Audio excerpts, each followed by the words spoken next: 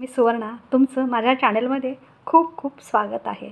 एक छोटीशी प्रेरणादायी कथा आज मी सांगत आहे। कधी कधी पहा की आयुष्यात एखादं काम अशक्य होतं, मग अशा वेळेला अगदी योग्य वेळी योग्य मदत मागणं किंवा हात मागणं सुद्धा गरजेचं असतं। पण आपण आपला स्वाभिमान आड येतो आणि या स्वाभिमानामुळे मदत मागणं आपण दूर राहतो। एकट्यानेच कोणतीच गोष्ट कधी शक्य होत नाही। मदत मागायलासुद्धा कधी म्हणजे कचरू नये, मागे पाहू नये, कारण ही काही कमजोरी नाही आहे। कोणतंही कार्य करताना मदतीची गरज ही असतेच, पण आजकाल आपण पाहतो मदत मागणं लोक पसंत करत नाही। अशीच एक छोटीशी कथा आहे। ती कथा म्हणजे एकदा काय झालं, एक मुलगा एका मोठ्या दगडासमोर तो उभा होता।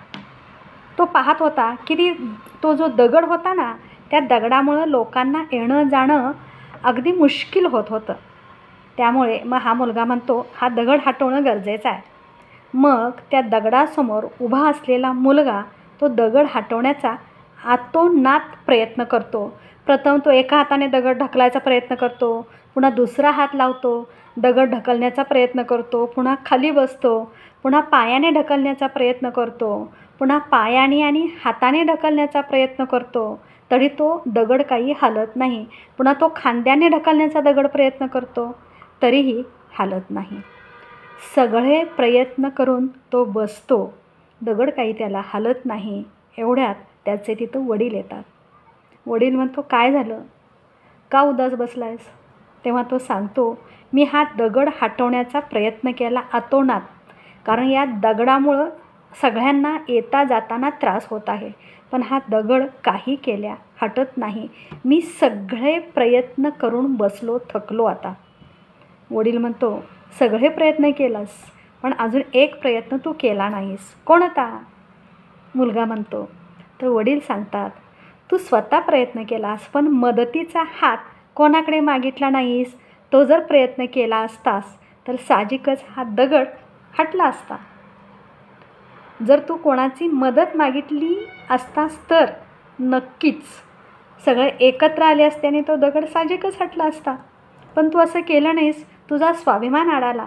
तेव्हा वडील आपला हात मुलाच्या हातात देतात आणि दोघं मिळून तो दगड अगदी सहजरित्या हटवतात। वडील कृतीतून दाखवून देतात की कधी कधी आपणाला मदतीचा हातसुद्धा घ्यावा लागतोच, कारण कोणतंही कार्य केवळ एकट्याने होत नाही। जेव्हा समाजकार्य येतं तेव्हा 4 लोकांचे हात लागणं तिथं गरजेचं आहे, कारण हा दगड 4 लोकांना त्रास देत होता। केवळ तुला एकट्याला नाही आहे, तर 4 लोकांनी मदत केली असती तर हा दगड निश्चितच हटला असता। एकीचं बळ असतंच। त्याचबरोबर कधीकधी वेळप्रसंगी मदतसुद्धा मागायला कधी कचरू नये। जर मदत मागितली तर अशक्य कामसुद्धा आपलं शक्य होत असतं। तर अशा पद्धतीनं कधीकधी आयुष्यात एखादं काम जेव्हा अशक्य आपणाला वाटतं, योग्य वेळी योग्य हात मिळाला की ते काम अगदी सहजरित्या पूर्ण होत असतं। कसे वाटले विचार अवश्य सांगा। तोपर्यंत स्वस्थ राहा, मस्त राहा, मजेत राहा, आनंदी राहा, उत्साही राहा, हसत राहा आणि हसवतसुद्धा राहा। आणि हो, प्रेरणादायी माझे व्हिडिओ आहेत ना, ते अवश्य तुम्ही पाहत राहा आणि कमेंट पण देत चला। धन्यवाद।